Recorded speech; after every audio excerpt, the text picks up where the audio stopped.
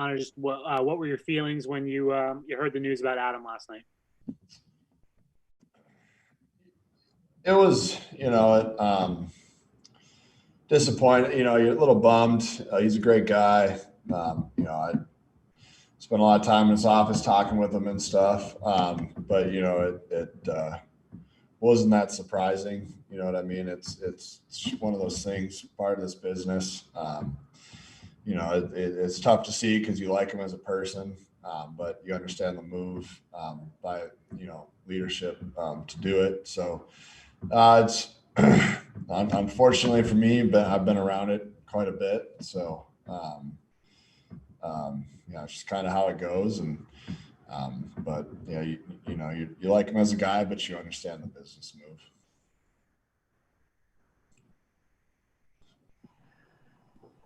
Connor, what were your main takeaways from this morning with Christopher and Joe addressing it? I think that their mind is to get this ship fully turned the right way. I think, like I've said before, we've been working on turning it and starting to steer in the right direction. And their goal for new head coach is to get the right guy that's going to come in and really lead the team and develop a young team, because that's kind of what we are and who we are is a very young team. But a young team is easy to mold and easy to turn into the team you want it to be. I think this would be a great spot for, an ideal spot for any head coach, because it's, like I said, young guys are easy for them to turn it into what they want. It's when a head coach goes into a really veteran team, it's kind of hard to change their aspect on stuff. With how young we are this year and all the draft picks we have and stuff, we're going to be a very moldable team. And so I think, it'd be a great spot for any head coach to land, because they're going to have a lot of control and be able to do and implement their system fairly easy.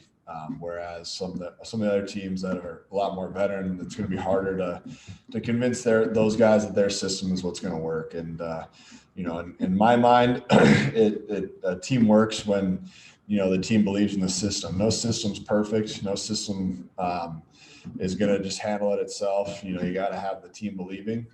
And a young team is, in my opinion, is more likely to believe in the system and buy in. And as long as we have a team that buys into a system that works most of the time, you're going to have a pretty dang good team and have the ability to really grow.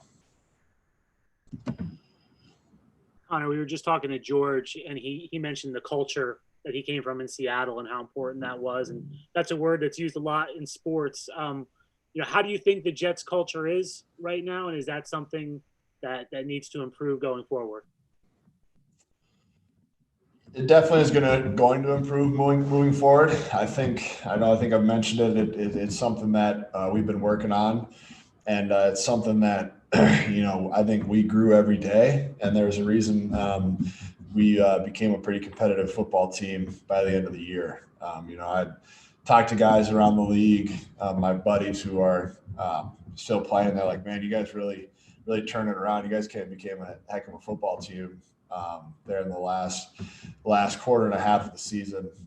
So it's something that I'm really working on to help change, and something that I find extremely important, and something that I would like to be a part of. I know all the guys are the same way, and like I said, that's the part about being a young football team. Guys are here to win. They're not here at the end of their career kind of collecting that last paycheck before they retire. There's a lot of guys that have a long career ahead of them, and the reason you play this game is to win. So every day what's on my mind is winning football games, and to do that you got to change the culture. I know it's a word that gets thrown around a lot, doesn't have a huge definite definition, but it's something you can feel. It's something that needs to be there to win football games, and it's something that in my opinion, it's going to be the number one thing on the new head coach's mind, and it's definitely the number one thing on my mind, and the thing that I find most important to winning football games. culture beats talent any day of the week. So I think once that ship's starting to turn, ships are hard to turn, and same with the culture. So it's getting there, and it's going to keep turning. And once it does a full 180, we'll be going the right way.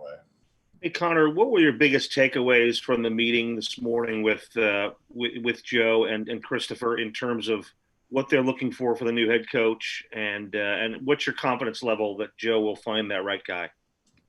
I'm extremely confident, and Joe and Mr. Johnson, it's one thing that I love about being here is the fact that it's a pretty egoless place. Ego does not drive Mr. Johnson or Joe D. Winning and a family atmosphere and what's best for us drives them. And I think that's something special. I think that's something that has at a lot of organizations around the league has started to go to the wayside. And I think the organizations that have that are the ones that are extremely successful. This game's too hard to just collect a paycheck. I mean, obviously you get compensated for being a good player, but you want to be part of an organization that's a family, an organization that you believe has your back, an organization that you believe is going to go to bat for you, all that kind of stuff. And I think that's what Joe and Christopher are building, and that's what they're looking for in the next head coach. They want a guy, in my opinion, from my take of things, is a CEO kind of guy, a guy that's going to manage the whole team. A guy that's going to really be a great leader, and a guy that's going to change the culture. And that's, I think every owner would say that, but I think, they mean it, and they're really going to find who they believe is the best guy. I'm excited about it. It's be my sixth, offense in 6 years. So gotten pretty used to a fresh start this time of year. Coming off of a disappointing season, a fresh start always feels good. You always feel good about the opportunities, looking at the positives. So I'm excited. I trust Joe D and Mr. Johnson 100%. They're the reason I came here. Those two guys were the ones that made this job and this team attractive. So I definitely have full faith in them, and I'm excited. Connor, how would you assess your season? Obviously, early in the year, you had to battle through a lot of injuries. How do you feel you played this year personally? Definitely picked it up towards the back half of the season for sure. I started to play with more confidence, really started to understand the scheme a lot better and what my coaches were asking of me. I was a little disappointed in myself for my slow start, but persevered through it, battled through the injuries, being a little banged up and the new system with the lack of OTAs in camp. And I felt like I finished pretty strong. As an O-lineman, it's an interesting position on the field because you could be great. You play let's say you play 70 snaps. You play great for 69 of them. You give up one sack, and to the general population, it looks like you had a bad game. But that's what I love about it. It's one of the only positions on the field where you damn near got to be perfect for the whole 60 minutes. And it's something that I'm going to improve on, is being damn near perfect for the whole 60 minutes. Now 17 games instead of 16 games. But that's what I hope to come out next year and be consistent and play the way I can play from the start. Not have the slow start, and keep growing, man. I love being here.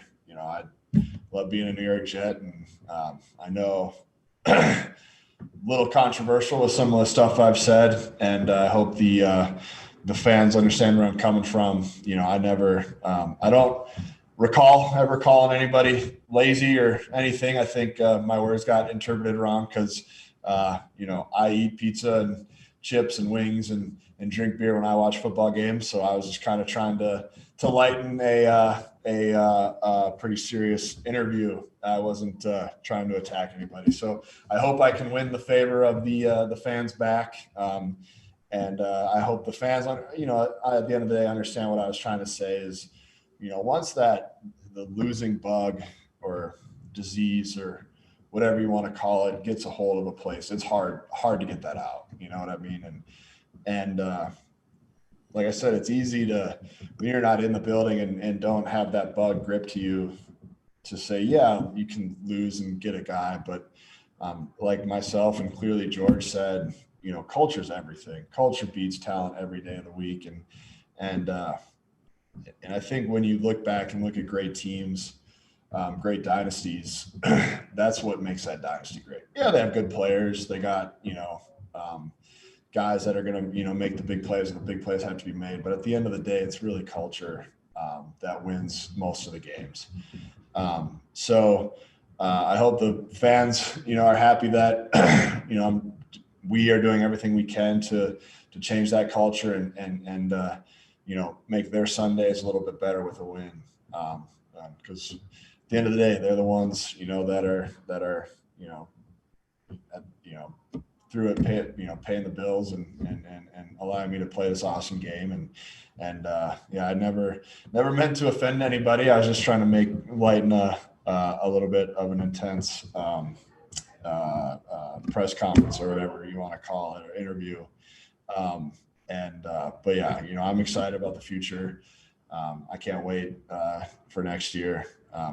You know, I'm excited for what Joe Douglas and Mr. Johnson are building, and personally, I'm gonna, you know, keep getting better and be the best player I can be, and hopefully, I'm here for a long time, and you know, I can, you know, fill that role of the great centers that have played here, and hopefully by the end of my tenure here, I can get close to the conversations, being in with, you know, Nick and all those guys that were Nick and Kevin and all those guys that, you know, when you think of the Jets, a Jets center, you know, I come to mind with those guys, and that's my goal, is win a lot of football games and being the best player I can be, and getting into that ring of Jets center fame.